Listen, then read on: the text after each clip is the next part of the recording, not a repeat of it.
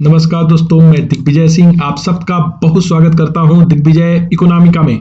कैसे हैं आप लोग और कैसे चल रही है आपकी जीत की तैयारी।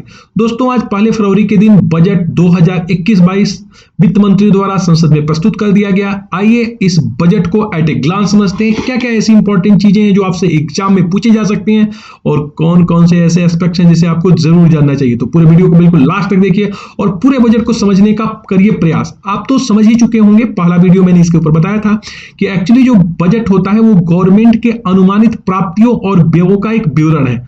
इसमें गवर्नमेंट ये बताती है कि किन किन सोर्सेज से क्या क्या रिसीट्स हमको प्राप्त होगी और किन किन मदों के ऊपर हम क्या खर्च करने वाले हैं।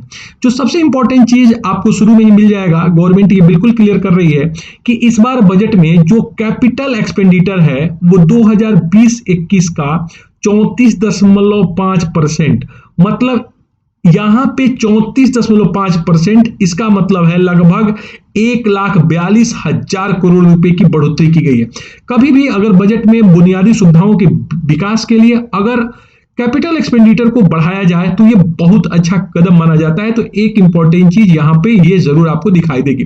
साथ ही साथ ये 34.5 लाख करोड़ रुपए का बजट है, जो इसे आप समझ लीजिए। ये भी एक इंपॉर्टेंट डेटा है कि ये जो बजट 2020-21 है ये 34.5 लाख करोड़ का है।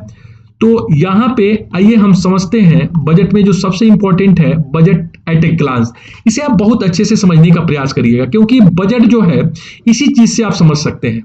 बजट को कभी भी किसी बुक से समझने का प्रयास मत करिए, हमेशा बजट को गवर्नमेंट के बजट से समझने का प्रयास करिए। देखिए, किसी भी बजट में मैंने आपको पहले भी बताया है कि क्रमागत 3 वर्षों का डाटा होता है। तो यहां देखिए, जो बजट 2020-21 है इसमें एक तो 2021-22 का डाटा है और ये बजट अनुमान होता है। ये है आने वाला वित्तीय वर्ष। जो दो डाटा है वो 2020-21 का है। ये जो है रनिंग फाइनेंशियल ईयर है और ये एक 19-20 है जो कि प्रीवियस फाइनेंशियल ईयर है। तो कुल मिला जुला के किसी भी बजट में 3 कंसेक्यूटिव फाइनेंशियल ईयर के डाटा होते हैं। आने वाले बजट का, आने वाले वर्ष का बजट अनुमान, जो वित्तीय वर्ष चल रहा है उसका बजट अनुमान और रिवाइज एस्टीमेट, और जो पिछला वर्ष है उसका एक्चुअल डाटा। अब यहां पे जो चीजें आपको देखने वाली हैं वो देखिए। सबसे पहले अगर 2020-21 की बात करें, जो कि एक एबनॉर्मल ईयर रहा है, सेंचुरी में इस तरह का ईयर ना आए, कोरोना की वजह से, पूरा पेंडेमिक की वजह से पूरा रेस्ट ऑफ द वर्ल्ड लड़खड़ा गया। यहां पे आप देखिए गवर्नमेंट ये बता रही है कि जो रेवेन्यू रिसीट्स है, जिसके 2 पार्ट होते हैं, टैक्स रेवेन्यू और नॉन टैक्स रेवेन्यू। गवर्नमेंट ने यहां पे अनुमान ये लगाया था 2020-21 में कि जो रेवेन्यू रिसीट्स है वो 20.2 लाख करोड़ रुपए गवर्नमेंट को मिलेगी, 20.2 लाख करोड़ रुपए। लेकिन यहां पे आप देखिए जो रिवाइज अनुमान हुआ उसमें ये पता कि लगा कि 15.5 लाख करोड़ रुपए मिलेगी, लगभग 5 लाख करोड़ रुपए कम, क्योंकि आपने देखा कि हर तरह की चीजें बंद हो गई, इकोनॉमिक एक्टिविटीज बंद हो गई, गवर्नमेंट को टैक्स का कलेक्शन बहुत कम हुआ। तो यहां पे आप देख रहे हैं सीधे सीधे गवर्नमेंट को बहुत ज्यादा लॉस दिखाई दे रहा है। इस बार गवर्नमेंट दिखा रही है कि हमारा जो रिकवरी है वी शेप में होगा। अगर वी शेप रिकवरी दोस्तों होती है तो इसका मतलब जीडीपी जिस तरीके से लड़खड़ाई थी उसी तेजी से ये तेजी से आगे बढ़ेगी। इसमें किसी तरह का जो है स्टेग्नेशन नहीं होगा। तो बड़ी अच्छी खबर है। इसमें गवर्नमेंट ये बता रही है कि आने वाले 21-22 में जो हमारा रेवेन्यू रिसीट्स है, जो गवर्नमेंट टैक्स से प्राप्त करती है, और नॉन टैक्स रेवेन्यू का मतलब है गवर्नमेंट कि जो पब्लिक सेक्टर अंडरटेकिंग है उससे प्राप्त हो जाएगी। इसका मतलब यह है गवर्नमेंट जो कहीं लोन दी है उससे ब्याज प्राप्त होगा, या फिर फीस, फाइन, पेनाल्टी इत्यादि से। तो इसमें ये कुल मिलाजुला के 17.8 लाख करोड़ रुपए की गवर्नमेंट यहां पे अनुमान लगा रही है, जो पिछले वर्ष से काफी अच्छा है। यहां पे आप देखिए पूंजी प्राप्तियां, कैपिटल रिसीट्स। अब जरा आप देखिए, कैपिटल रिसीट्स का मतलब ऐसी प्राप्तियां होती हैं जो गवर्नमेंट लेती है तो उसे पे करना पड़ता है इन टर्म्स ऑफ प्रिंसिपल और इंटरेस्ट।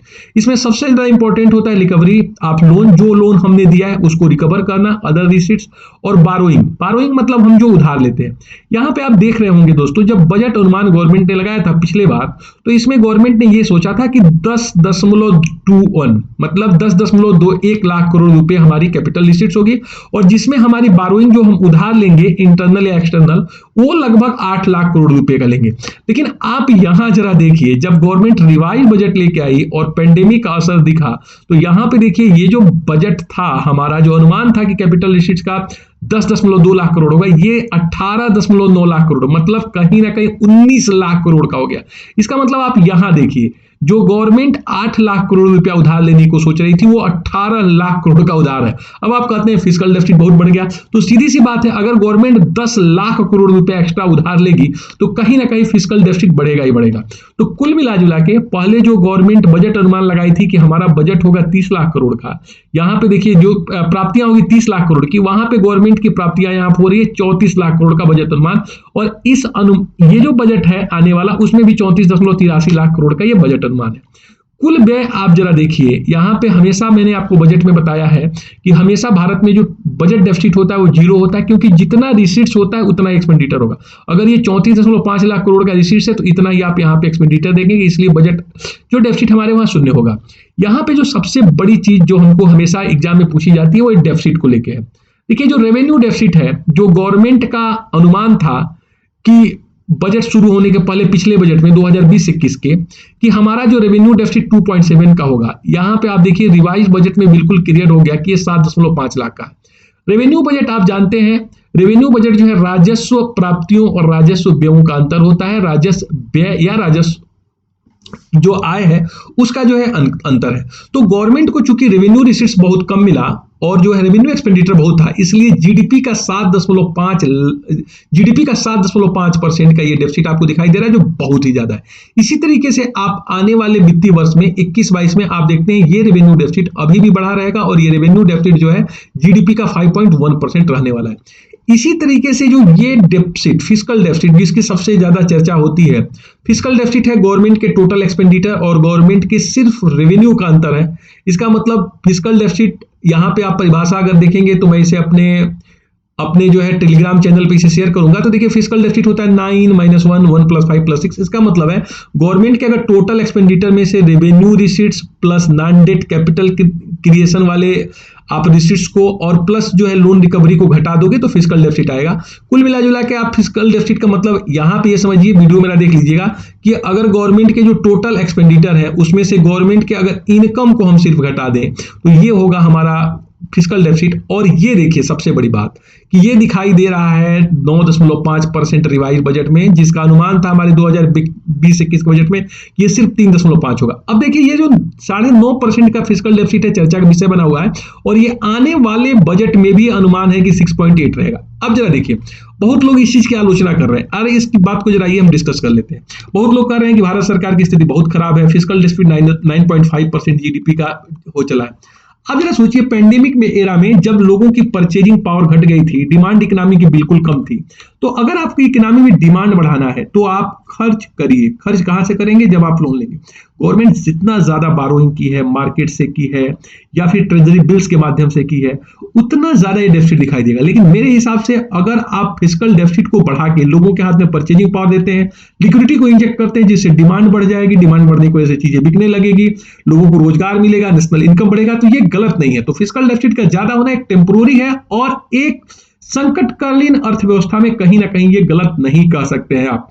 अब देखिए बजट में एक बहुत इंपॉर्टेंट चीज होती है कि रूपी कम्स, भारत सरकार के पास रुपए आएंगे कहां? तो 2021-22 में कहां से रुपए आएंगे, इस पे आइए हम बात करें। गवर्नमेंट जो बारोइंग करेगी, चाहे वो इंटरनल करे चाहे एक्सटर्नल करे, ट्रेजरी बिल बेच के करे या फिर जो है जिसे के माध्यम से करे, गवर्नमेंट बॉन्ड के माध्यम से करे, वो 1 रुपए में से 36 पैसे आती है उधार और अन्य देवताओं से। इसका मतलब अगर आपसे एग्जाम में क्वेश्चन पूछा जाए कि सबसे ज्यादा गवर्नमेंट कहां से रिसीट्स प्राप्त कर रही है, तो ये है उधार और अन्य देवताओं से, जो सबसे ज्यादा है। दूसरा देखिए जो कारपोरेशन टैक्स है उससे जो है 13 पैसे आती है 100 पैसे में से, 1 रुपए में से। 1 रुपए में से आयकर से 14 पैसे यहाँ पे दिखाया जा रहा है, आ रही है। सीमा शुल्क से सिर्फ 3 पैसे आ रही है, यहाँ पे आप देख सकते हैं। केंद्रीय उत्पाद शुल्क जो एक टाइम था जो सबसे ज्यादा इससे पैसा आता था, वो घट के 8 पैसा हो गया है।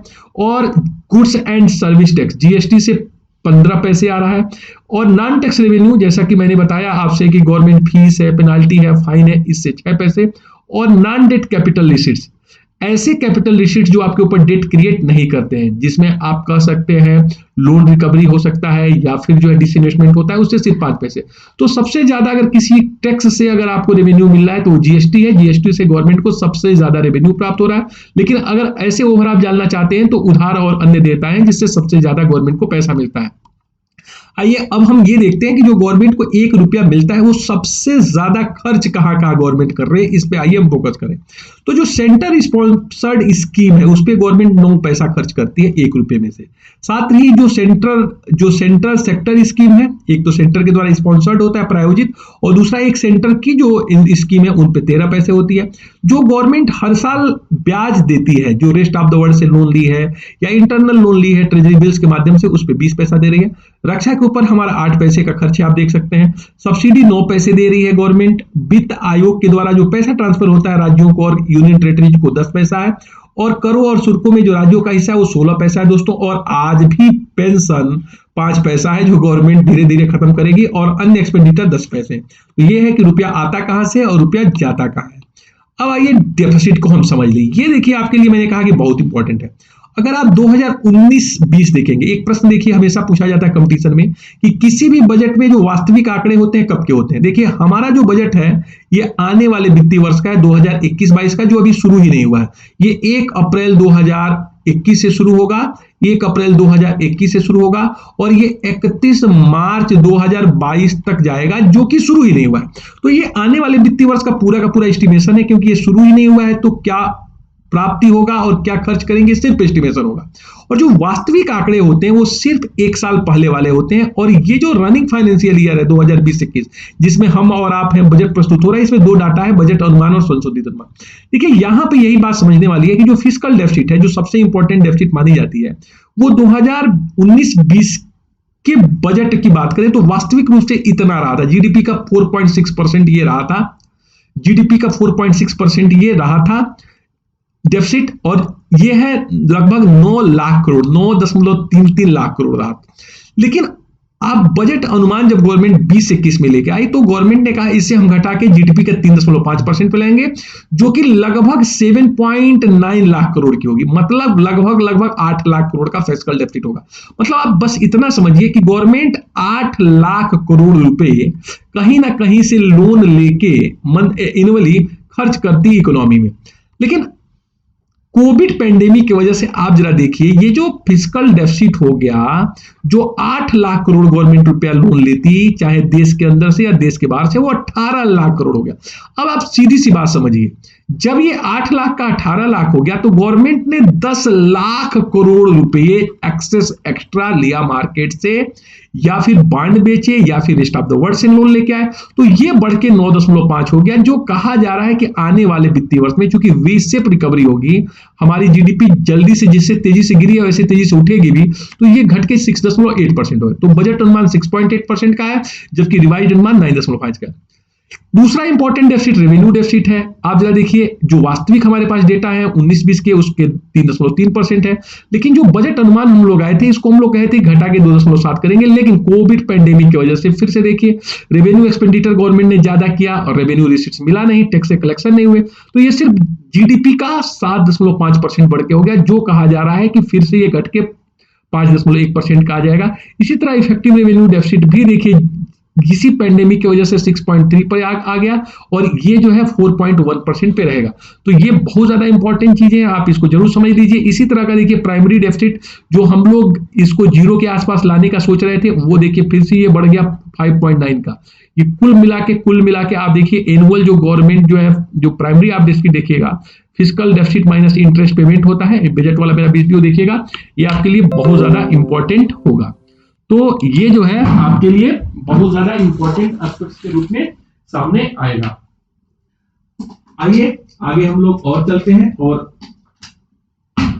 देखते हैं कि क्या चीजें इंपॉर्टेंट होने वाली हैं। यहां पे सबसे इंपॉर्टेंट अब ये है, ये चीज देखिए यूपीएससी में कई बार पूछा जाता है कि सोर्स ऑफ फाइनेंसिंग। अगर फिस्कल डेफिसिट है आपका, आपने कहा कि 10 लाख करोड़ रुपए गवर्नमेंट ने लिया एक्सेस, तो आखिर में गवर्नमेंट 10 लाख करोड़ रुपए लाएगी कहां से? तो यहां पे देखिए गवर्नमेंट ये बता रही है कि हम फिस्कल डेफिसिट को पूरा कैसे करेंगे। तो सबसे बड़ा जो है डेट रिसीट्स में मार्केट बारोइंग है। गवर्नमेंट सिक्योरिटी भेजा जाएगा लॉन्ग रन के, जिसे आप बॉन्ड कहेंगे, या फिर ट्रेजरी बिल बेचेगी। अब जरा देखिए, गवर्नमेंट ये बोल रही थी कि 2019-20 में हम जो है 6.2 लाख करोड़ रुपए ट्रेजरी बिल्स बेच के, गवर्नमेंट सिक्योरिटी बेच के लेके आएंगे। अब यही देखिए, जब आप यहां पे रिवाइज एस्टिमेट करते हैं तो 12.7 लाख करोड़ हो जाती है। तो कुल मिला जुला के सबसे ज्यादा गवर्नमेंट यहां लेके आएगी मार्केट बारोइंग से, गवर्नमेंट सिक्योरिटी जिसे गवर्नमेंट बॉन्ड कहेंगे। इसको पूरी की पूरी तरह से मैं पढ़ा चुका हूं, आप मेरा वीडियो देख सकते हैं कि गवर्नमेंट किस तरीके से लॉन्ग टर्म में लोन लेके आती है, बॉन्ड के माध्यम से, ट्रेजरी बिल के माध्यम से, गवर्नमेंट सिक्योरिटी के माध्यम से, जिससे क्या होता है सब कुछ आप समझेंगे। फिर देखिए, जो नेशनल सेविंग सर्टिफिकेट और छोटे स्मॉल जो है सेविंग इनके पास फंड है, उससे गवर्नमेंट देखिए ये लेके आएगी 4.8 लाख करोड़ रुपए, और ये हमारे बजट अनुमान में यही चीज दिया गया है। इसी तरह जो प्रोविडेंट फंड होता है, स्टेट प्रोविडेंट फंड, उसके माध्यम से लोन। तो यहां पे ये गवर्नमेंट दिखा रही है कि किस तरीके से हम डेट रिसीट्स प्राप्त करेंगे।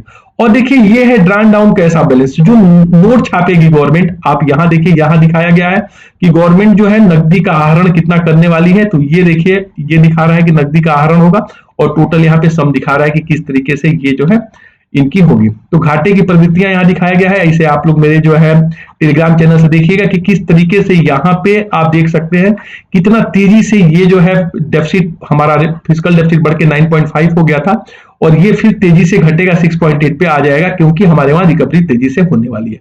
वही चीज यहाँ पे सोर्स ऑफ डेफिसिट फाइनेंसिंग किस तरीके से आप कहेंगे, सिक्योरिटी के माध्यम से, या फिर जो है नए नोट छापेंगे, तमाम तरह की चीजों को इस डायग्राम के माध्यम से दिखाया गया है, जो कि इंपॉर्टेंट है, आप लोग जरूर देखिएगा। यहाँ पे देखिए गवर्नमेंट दिखाती है हर साल कि रिसीट्स कैसे कैसे मिलेगी, किन किन चीजों से मिलेगी। तो वही चीज है कि टैक्स में निगम कर से कैसे मिलेगी, आयकर से, धन से, सीमा शुल्क से, है ना, यूनियन एक्साइज ड्यूटी से, सर्विस टैक्स से, जीएसटी से, आईजीएसटी। तो यहाँ पे पूरी की पूरी तरीके से ये दिखाया गया है कि आपको जो बजट अनुमान है वो 22 लाख करोड़, 22.17 लाख करोड़ रुपए, लगभग 22 लाख करोड़ रुपए गवर्नमेंट को टैक्स रेवेन्यू मिलेगी। और यहाँ पे जो है पूरी तरीके से दिखाई है गवर्नमेंट की क्या क्या चीजें हैं इसमें, तो इसको एक बार देख लीजिएगा। दूसरा जो नॉन टैक्स रेवेन्यू है, यहाँ पे देखिए आप लोग, तो नॉन टैक्स रेवेन्यू जो है यहाँ पे लगभग जो है 2 लाख करोड़ रुपए का नॉन टैक्स रेवेन्यू है। और कुल प्राप्तियां दोनों से जोड़ के आप देखिए 17 लाख करोड़ की है। और जो कैपिटल रिसीट्स है वो देखिए लगभग 18 लाख करोड़ की है। तो यहाँ पे आपकी कुल जो है प्राप्तियां है 34 लाख करोड़ की, और इतने का बजट में होगा क्योंकि इतना हम खर्च भी कर देंगे। यहाँ पे देखिए टैक्स रिसीट्स से ये बहुत ज्यादा क्वेश्चन पूछा जाता है कि किस तरह से टैक्स आप प्राप्त करते हैं। वो जो है यहाँ पे ग्रॉस टैक्स रिसीट्स आपको क्या है, जीडीपी के रूप में। तो परसेंटेज ऑफ जीडीआर जिसको कहते हैं, ग्रॉस टैक्स रेवेन्यू, जीडीपी के फॉर्म में। तो यहाँ पे आप देखिए लगभग भारत में हमेशा ही अगर आप दोनों टैक्सों को जोड़ दें, यहाँ पे डायरेक्ट टैक्स यहाँ पे दिखाया गया है, डायरेक्ट टैक्स को, यहाँ पे इनडायरेक्ट टैक्स को, दोनों को अगर आप जोड़ दें तो जीडीपी का लगभग 10 से ऊपर ही परसेंट रहा है। यहाँ देखिए 11.1। और जब ये स्थिति हमारी खराब हुई तो आप देखिए जब ये बजट में रिवाइज बजट आपका आया है तो ये कितना तेजी से डाउनफॉल आप दिखा रहा है कि जो हम लगभग जीडीपी का 11.2% हम टैक्स प्राप्त कर रहे थे, ग्रॉस टैक्स हमारा जो रिसीट था वो घट के अब 9.8 पे आ गया है। एक जो है थोड़ी सी चिंताजनक बात है कि ये कोविड पैंडेमिक में ये एक चीज हमको देखने को मिली है कि हमारा जो है टैक्स रेवेन्यू जो है घट गया है। यही चीज यहां पर दिखाया गया है आपको। अब फिर यहां पे दिखाया गया है कि जो गवर्नमेंट का जो खर्च है, पहले हम प्लान और नॉन प्लान एक्सपेंडिचर में बांटते थे, लेकिन गवर्नमेंट अब इसे सेंट्रल एक्सपेंडिचर को कैसे बांट रही है, स्टेब्लिशमेंट एक्सपेंडिचर के रूप में, सेक्टर, उसके बाद सेक्टर स्कीम के रूप में, और अदर सेक्टर एक्सपेंडिचर के रूप में। अब देखिए ये जो प्लान और नॉन प्लान का जो बंटवारा था वो जो है बजट में खत्म कर दिया गया है, और ये जो है केंद्र प्रायोजित खर्चों के रूप में दिखाया जा रहा है। जो बजट में अनुमान है जरा देखिए आप, लगभग 6 लाख करोड़ का है जो इस्टेब्लिशमेंट एक्सपेंडिचर के रूप में है। फिर जो है दूसरा जो है ट्रांसफर्स के रूप में दिखाया जा रहा है कि सेंट्रल स्पॉन्सर्ड स्कीम में क्या ट्रांसफर होगा, या फाइनेंस कमीशन के माध्यम से क्या ट्रांसफर। तो अब जो प्लान और नॉन प्लान का हमारा जो बंटवारा था वो खत्म करके गवर्नमेंट इस तरह से एक्सपेंडिचर को दिखा रही है। यहाँ पे देखिए कैपिटल एक्सपेंडिचर में आपने देखा शुरू में ही लगभग 35% की बढ़ोतरी हो गई है। तो उसमें ये यहाँ पे दिखाया गया है कि किस तरीके से तेजी से गवर्नमेंट कैपिटल एक्सपेंडिचर पे बात कर रही है, जिससे कि आने वाले समय में इंफ्रास्ट्रक्चर जो है बड़ी तेजी से सुधर सके। और यहाँ पे वही व्यय की संरचना दिखाई गई है कि किस तरीके से आप इसे आप देख सकते हो, बार डायग्राम के रूप में है, ये भी इंपॉर्टेंट है। एक चीज मैं जो आपको यहाँ दिखाना चाहता हूं, इसे आप देख सकते हैं मेरे टेलीग्राम चैनल पे, व्यय की संरचना ये क्या है, और इंपॉर्टेंट चीज है बजट में जो आपको जानना चाहिए वो है ये देखिए, ये बहुत इंपॉर्टेंट चीज है। ये जो बजट की हमारी साइज है, खूब ध्यान से जरा इसको देखिएगा, ये वाली चीज, ये जो हमारी बजट की साइज है 34.83 लाख करोड़ की है। अब ये जो बजट में दो तरीके से हमारे पास पैसे आएंगे, यहां पे दिखाया गया है कि आएंगे कैसे हमारे पास, ये पैसे आएंगे कैसे। अगर हमारे पास हमारा बजट जो है 34.83 लाख करोड़ का है, तो ये जो है 34.83 लाख करोड़ रुपए आएंगे कैसे। तो दो चीजें यहां दिखाई गई हैं और फिर यहां पे दिखाया गया कि ये पैसे खर्च हम कैसे करेंगे। तो ये जो 34.8 लाख करोड़ है उसमें हम लोन लेंगे, कैपिटल रिसिट्स। ऐसी रिसिट्स जब गवर्नमेंट लेगी तो उसे विथ इंटरेस्ट वापस करना पड़ेगा, लगभग 17 लाख करोड़ रुपए, और लगभग 15.45 लाख करोड़ रुपए ऐसे होंगे जो टैक्स वाले होंगे, और नॉन टैक्स रेवेन्यू से 2.43। तो तीन सोर्सेज होंगे इस हमारे बजट के। एक तो कैपिटल रिसीट्स होगी, दूसरा टैक्स से जो हमको मिलेगा, और नॉन टैक्स से मिलेगा। तो आप देखिए जो कैपिटल रिसीट्स है वो बहुत बड़ा, सबसे ज्यादा हम लोग जो है कैपिटल रिसीट्स से पैसा प्राप्त करेंगे।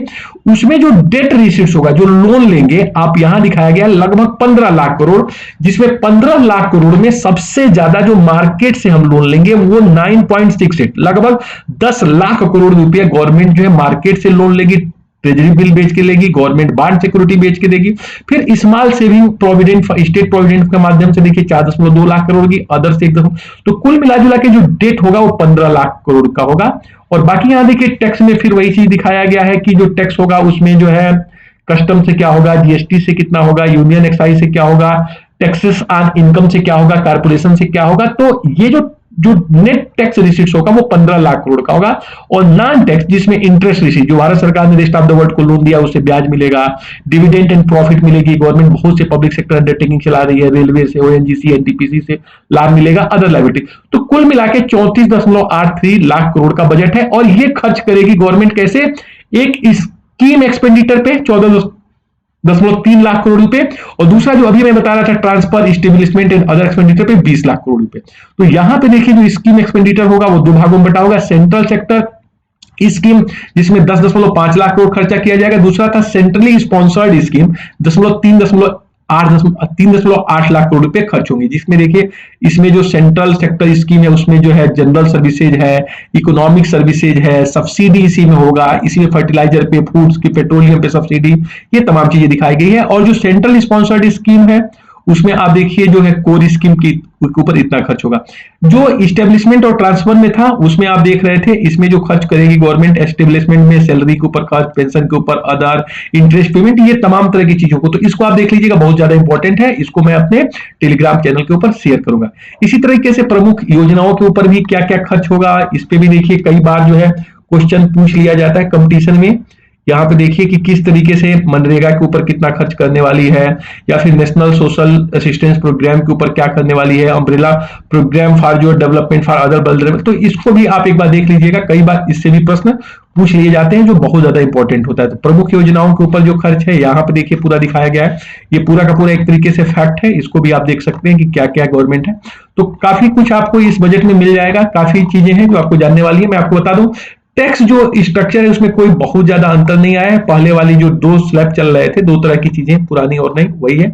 उसके ऊपर मैं एक अलग से वीडियो बनाऊंगा, बट ये रहा बजट की मुख्य मुख्य बातें जो आपको बताना चाहता था। तो काफी चीजें आपको क्लियर हो गई होंगी। बाकी मेरे टेलीग्राम चैनल पे जुड़ जाएगी दिग्विजय इकोनॉमिका के ऊपर, उसके ऊपर ये मैं शेयर कर दे रहा हूँ पीडीएफ, इसको आप देखेंगे तो काफी चीजें क्लियर हो जाएंगी। अगर कोई चीज समझ में नहीं आएगी तो मुझसे पूछिएगा, मैं उस पर करूंगा बात। तो thank you so much for watching Digvijay Economica. God bless you dear friends.